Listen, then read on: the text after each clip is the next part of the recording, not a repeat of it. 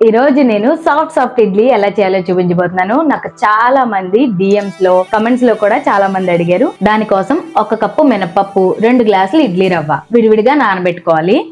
ఈ నానబెట్టుకున్నప్పుడే కొద్దిగా మెంతులు కూడా వేసి నానబెట్టుకుంటే ఇడ్లీలు సాఫ్ట్ గా ఇంకా తెల్ల పువ్వుల్లా వస్తాయి అన్నమాట. నేను ఇడ్లీ నూక పప్పు నానబెట్టినప్పుడే నానబెట్టేస్తాను. ఎందుకంటే ఒక రా టేస్ట్ అనేది వస్తుంది కదా, అప్పటికప్పుడు కడిగి వేస్తే ఆ టేస్ట్ అనేది రాకుండా ఉండడం కోసం అప్పుడే నానబెట్టేస్తాను. మీరు ఒకవేళ మర్చిపోతే అప్పటికప్పుడు కడిగైనా వేసేసుకోవచ్చు, ఏం పర్వాలేదు.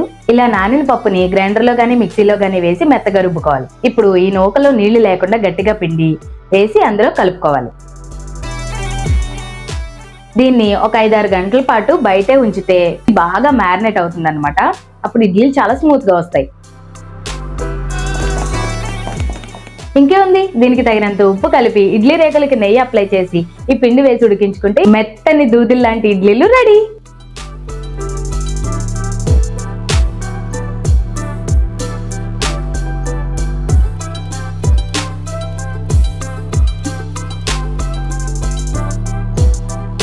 చూసారా ఎంత సింపుల్ గా అయిపోయిందో.